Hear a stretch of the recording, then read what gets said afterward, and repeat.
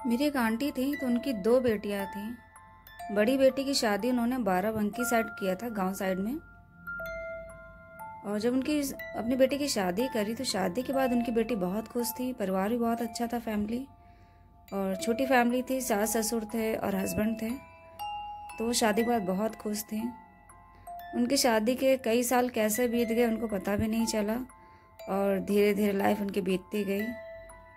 और जैसे कि होता है, एक पीढ़ी ख़त्म होती है और नए जन्म होते हैं, वैसे ही उनके यहाँ भी हुआ। उनके जो सास ससुर थे, शादी के कई साल बाद एक एक करके दोनों बीमार हुए और पहले सास ख़त्म हुई, फिर ससुर जी उनके ख़त्म हो गए और उनके खुद के भी 3 बच्चे हुए, 2 लड़के हुए, 1 लड़की हुई।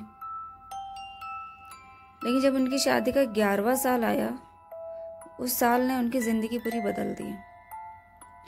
हेलो, मेरा नाम आंचल है और आप हैं मेरे YouTube channel real horror incident में।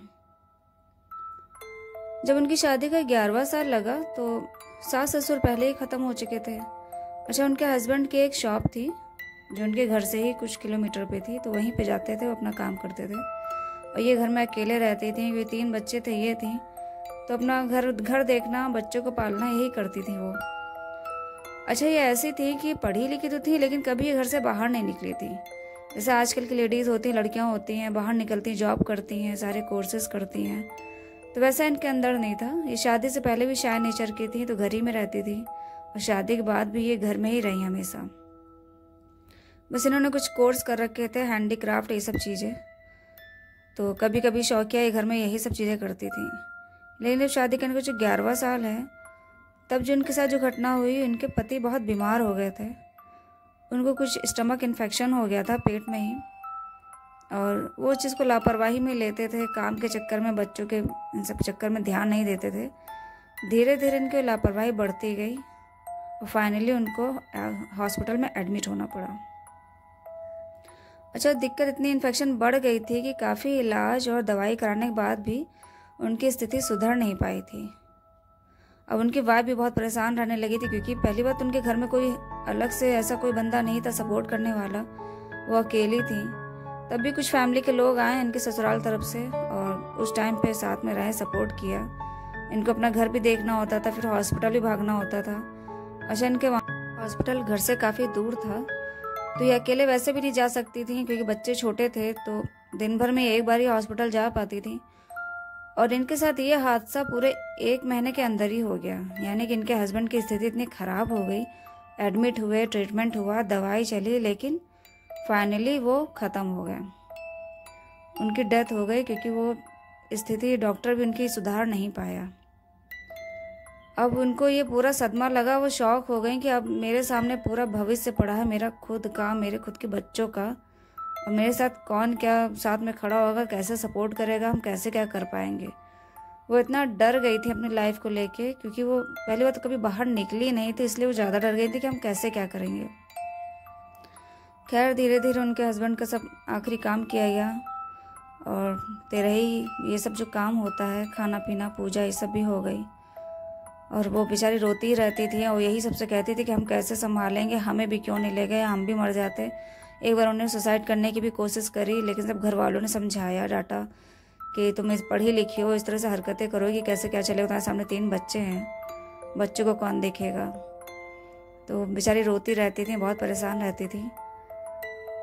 फिर एक बार इनके पंडित जी ने कोई पूजा करने के लिए कहा था, जिसके लिए उन्हें नैमिष जाना था, तो ये नैमिष गई और इनकी फैमिली के 1-2 लोग थे, ड्राइवर था, कार से गई अपना। तो नैमिष से पूजा करा के जब ये लौट रही थी, शाम का टाइम हो ही गया था, सुबह के लिए निकली थी और आते आते शाम हो गई थी। तो रास्ते में इनको वैसे भी थकी थी बेचारी, तो रात में इनको इस रास्ते में नींद आ गई, हल्की झपकी आ गई। तो उन्होंने सपने में देखा कि काफ़ी अंधेरा है और उनके हस्बैंड इनसे थोड़ी दूरी पे खड़े हैं, एकदम शांत और काफ़ी अंधेरे में खाली उनका चेहरा दिख रहा है। तो ये रोने लगी देखते कि तुम मुझे इस तरह से अकेला छोड़ के कैसे जा सकते हो, और हमें भी साथ ले जाओ, हम इस तरह से नहीं ज़िंदगी में रह पाएंगे, मेरे लिए लाइफ बहुत भारी हो गई है और हम कैसे बच्चों को पालेंगे, तुमने बिल्कुल नहीं सोचा ना मेरे बारे में ना बच्चों के बारे में। और यही सब कह के बड़बड़ाती रही कार में। उनके साथ में जो फैमिली के लोग थे वो सुने, लेकिन उन्होंने उनको हिलाया नहीं, ना जगाया, क्योंकि वैसे भी उनको बहुत शौक लगा हुआ था सदमा, तो वो चाह रहे थे कि चलो ठीक है कोई बात नहीं, बड़बड़ाने दो उसको। और किसी ने कुछ नहीं कहा और वो देखती रही सपने में ये सब चीज़ें और अपने पति को ये सब बोलती रही। तो उनके हस्बैंड भी बोले कि मैं अपनी खुशी से नहीं आया हूँ।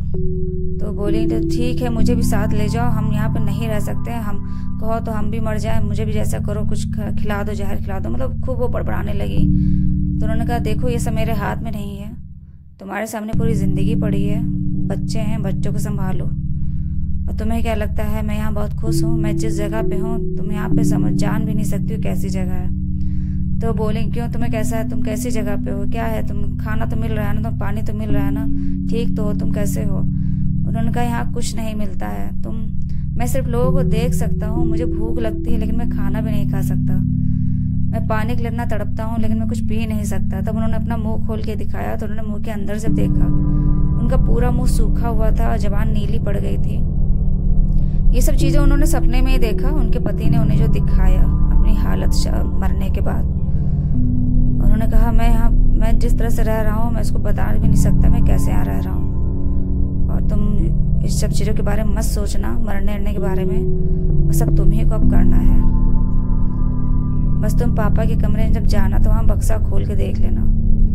इतना कहते हुए वो चले गए और ये रोती रही, चिल्लाती रही कि पुकारती रही कि मुझे भी साथ ले जाओ, हम नहीं रह पाएंगे, तुम इस तरह से मेरे साथ नहीं कर सकते। और यही चिल्लाते चिल्लाते उनकी आँख खुल गई। जब उनकी आँख खुली तो उन्होंने देखा कि वो कार में बैठी हैं और ये सब एक सपना था। और वो खूब रोने लगी, रो रो के बताने लगी अपनी मम्मी से कि हमने अभी इनको सपने में देखा और ये बहुत भूखे हैं, प्यासे हैं, इनको खाना पानी भी नहीं मिल रहा है और हम कुछ नहीं कर सकते। हमने पूछा भी हम क्या कर सकते हैं तो कुछ नहीं बोले, बस यही कहा सब तुम्हें करना है, आगे देखो।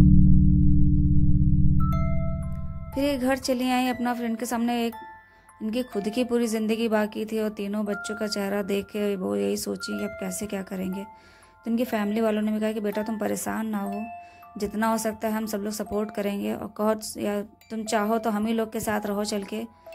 तो वो मना कर दी कि नहीं पापा हम मायके में नहीं रहेंगे, और ससुराल शादी के बाद कहाँ लड़की वहाँ रहेगी, ये मेरा अपना घर है, सब कुछ हम यहाँ छोड़ के नहीं जा सकते हैं, और जो भी है अब सब करेंगे अकेले, जब मेरी ही ज़िंदगी मेरे ऊपर ही सब जिम्मेदारी पड़ गई तो हम सब करेंगे। खैर वो पढ़ी लिखी भी थी और उन्होंने कुछ कोर्सेज कर रखे थे, हैंडीक्राफ्ट कोर्स थे और सिलाई उलाई उनको आती थी। तो सबने यही डिसीजन दिया कि बेटा तुम्हें सिलाई आती ही थी, तुम्हें शौक भी था, तुम चाहे तो सिलाई में ही हाथ आजमा सकती हो। अब उन्होंने ये नहीं बताया कि मेरे पास कुछ भी पैसे नहीं हैं, हम तो घर ही में रहते थे, सारी मेरी इच्छाएं जो भी सब थे वही हस्बैंड इनकी पूरी करते थे, और थोड़े बहुत इनके पास रुपए पड़े थे, लेकिन एक कोई काम शुरू करने के लिए कुछ ज़्यादा पैसों की ज़रूरत होती है, यही सब सोचती रहती थी बेचारी, और वो किसी के सामने हाथ भी नहीं फैलाना चाहती थी। तो वो बेचारी रात भर यही सोचती थी, इसी उधेड़-बुन में रहती थी कैसे क्या करना है। तभी उनको अपने हस्बैंड की बात याद आई कि ऊपर पापा के कमरे में जाना, वहाँ बक्सा खोलना। तो भागती हुई पापा कमरे में गई। अच्छा, इनके पापा का जो सास ससुर का कमरा था ऊपर साइड था, तो वहाँ पे उसको वो साफ़ सफाई करके बंद कर देती थी। वहाँ कुछ पुराने बक्से और कुछ ऐसी काम की चीज़ें रखी रहती थी। तो उन्होंने बक्सा खोला तो उस बक्से के अंदर इनको एक फ़ाइल मिली। फाइल में पूरा सब इनका ज़मीनी कागजात, ये सब पेपर वर्क्स थे, और एक और छोटा सा बक्से के अंदर एक बॉक्स रखा था जिसमें उनको कैश मिल गया। 70-80 हज़ार रुपये कैश रखे थे जो उनके हस्बैंड ने सेविंग कर रखी थी बिना इनको बताए, क्योंकि इनकी वाइफ पूछती भी नहीं थी अपने हस्बैंड से पैसों के बारे में कैसा क्या है, और वो भी नहीं बताते थे। उनको क्या पता था कि अचानक से इस तरह से उनके साथ डेथ हो जाएगी, चले जाएंगे ज़िंदगी छोड़ के। तो वो जब पैसा उनको मिला तो वो उनके लिए काफ़ी हेल्पफुल रहा, और उसी पैसे से ही इन्होंने अपने घर में ही एक सिलाई सेंटर खोला और वहाँ पे अपना घर में ही सिलाई करने लगी। उनके फैमिली वालों ने भी काफ़ी सपोर्ट किया, और इस तरह से बेचारी अकेली रहती रहती अपने तीनों बच्चों को उन्होंने पाला, स्कूल में पढ़ाया, और ये सिलाई करते करते उनका हाथ भी अच्छा था। फिर हैंडीक्राफ्ट चीज़ों का उन्होंने सामान बनाना शुरू किया। तो काफ़ी स्ट्रगल के बाद उनकी लाइफ, उनके बच्चे बड़े हुए, स्कूल गए, स्कूल से अब तो खैर उनकी लाइफ काफ़ी अच्छी है। उनके दोनों लड़कों की शादी भी हो गई है, दोनों जॉब करते हैं। अब लड़की की भी शादी होने वाली है। शादी होने वाली है, हो गई हो मुझे नहीं पता है, क्योंकि जब मुझे स्टोरी जहाँ पता चली थी वो तो तब तक तो उनके लड़कों की शादी हो चुकी थी, लड़की की नहीं हुई थी। अब शायद उसकी भी हो चुकी हो। जिस कॉलोनी की बात है वहाँ मैं पहले रहती थी, तो मुझे वहाँ के बारे में ज़्यादा नहीं पता है। खैर ये कहानी थी बाराबंकी साइड की और ये असली कहानी थी। और आप लोग को कहानी अगर अच्छी लगी हो तो प्लीज़ लाइक करें, सब्सक्राइब करें।